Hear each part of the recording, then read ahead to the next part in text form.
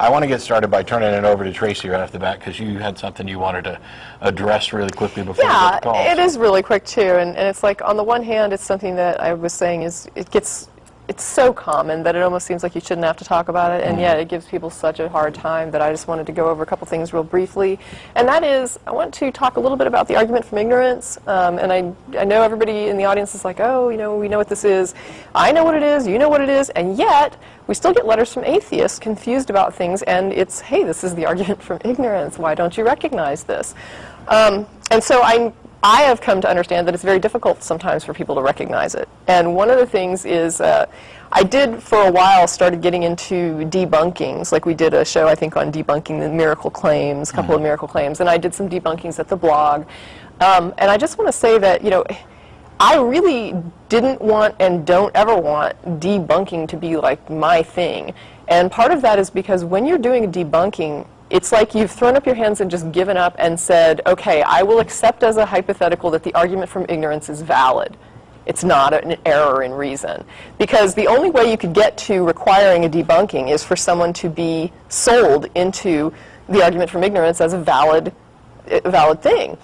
So when someone says, I had this experience and I saw this ghost, and then they tell you the story, or I had this experience, I saw an angel, and they tell you the story, or I had this experience and I saw, you know, whatever, and they give you what they saw, you know, like label it like the ghost thing, and say, this was my experience and I saw this and it was a ghost. And you'll say, well, how do you know that this was a ghost?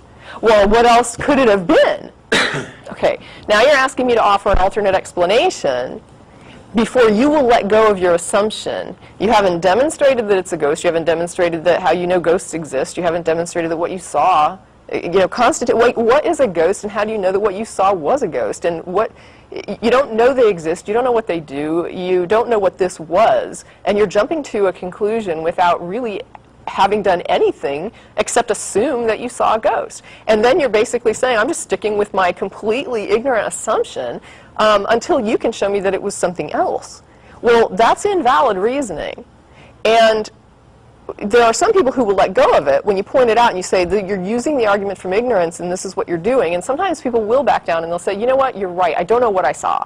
I know that it was like I experienced XYZ, and yeah, I did jump to the conclusion that it was a ghost because that's kind of like what people describe, but honestly, I don't know what it was, and I may never know what it was, and you're right, that's just kind of how I need to classify that as an unknown.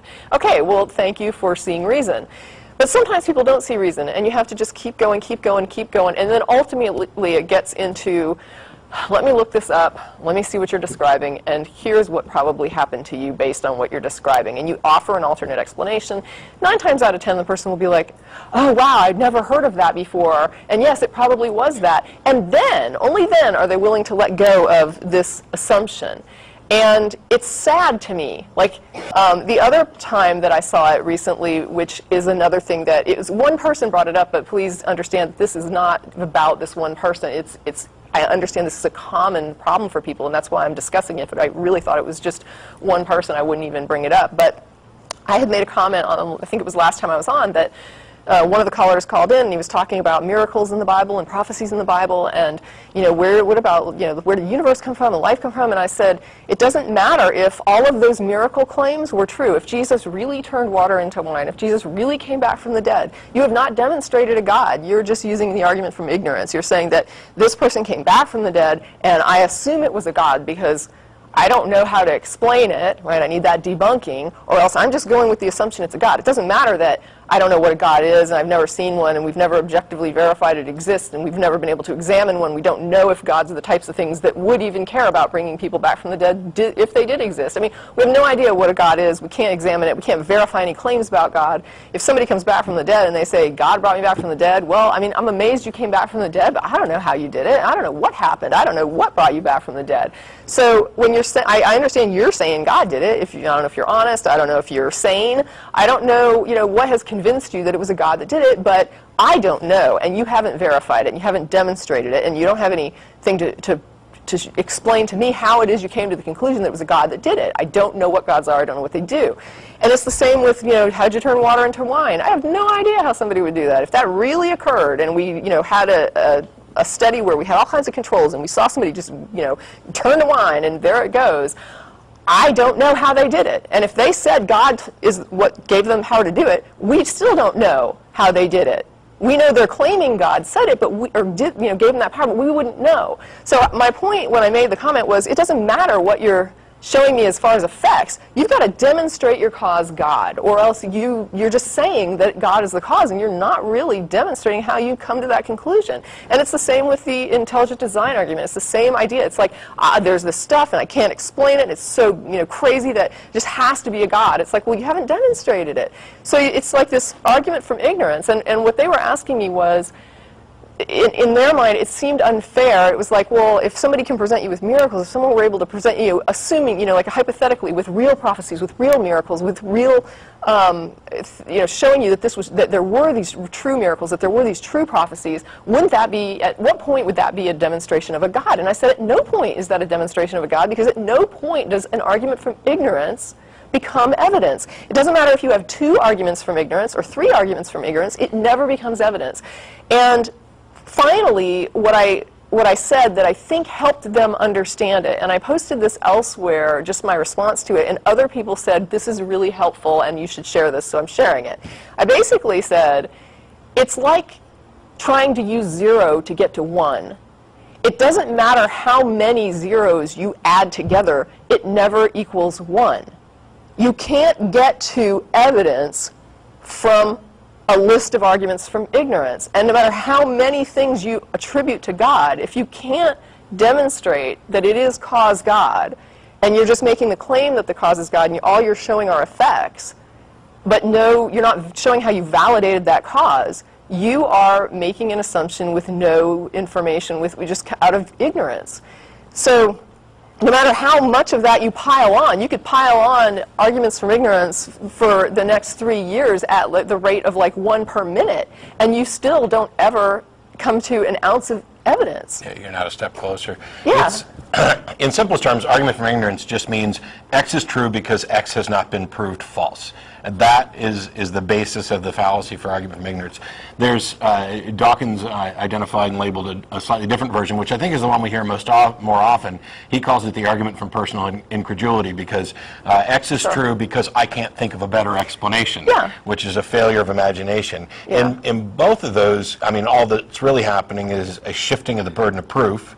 And as Tracie's pointing out, we may be able to get to identify that a phenomenon has occurred, but we cannot get to the cause of that phenomenon until we have some demonstrable possible cause that we can evaluate. And we never get there with the God thing. So the other thing is that people have a general discomfort with not knowing. Some people do. And yeah, well, I think by and large this affects all of us in different areas. But rather than having no answer, they'll seem to latch on to any answer or the first answer. And in some cases, people will send us an email and say, look at this and this and this and this and this and this and this. There's just no way that couldn't be caused by God. I had an interaction, argument from ignorance and the argument from personal incredulity, both of them are just shifting the burden of proof, and we get nowhere, and we hear them all the time. Yeah, don't let somebody get away with assuming cause. Yeah. Now, when you talk about these things, somebody in the audience must come up, I assume, and say, well, we only understand 4% of this stuff. Yeah, that's great. So I love it. How is that different from Bill O'Reilly saying, well, in that case, the rest of it's God, and you guys are you're just expounding beliefs here. You've got no evidence. For the 96%. The difference is, we do understand the tides. The tides are part of the 4% we understand. So Bill O'Reilly is giving a list of things that are fully understood. If he had given a list of things that are not understood, okay, that would be a different reaction. And it would be less susceptible to comedic mockery than saying, tides come in and out, you can't explain that. It's like, yes, we can. We've known that one for the last couple of 100 years. Give me a better example. So if he said, there's dark matter and there's dark energy forcing an expansion of the universe so fast that it's accelerating. You can't explain that. Right. We can't explain it. Okay. I don't think he knows enough physics to be able to tell us what it is we don't understand yet. That would have been a more interesting exchange with the atheist guy. I forgot his name, forgive me, but the guy who he was interviewing. Now, if he wants to use that as evidence for God, but then we just have to come back and say, well, doesn't mean if you don't understand something and the community of physicists don't understand it, that means God did it? Is that how you want to play this game? Because if it is, here's a list of the things in the past that the physicists at the time didn't understand. And a talk show you might have conducted 200 years ago would have said, the planets do retrograde? Can't understand that, must be a God. And we'd say, you know, you're right. And then 10 years later, we understand it, so what do?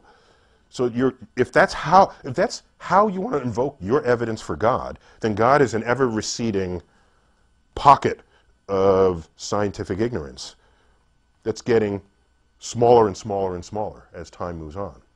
So just be ready for that to happen, if that's how you want to come at the problem. So that's just simply the God of the gaps argument. It's been around forever. So, in fact, people who want to make arguments... And by the way, wait. And I don't even mind, I don't even care if someone wants to say, you don't understand that, God did it. That doesn't even bother me. What would bother me is if you were so content in that answer that you no longer had curiosity to learn how it happened. If the day you stop looking because you're content God did it, I don't need you in the lab. You're useless on the frontier of understanding the nature of the world. And if the world had been,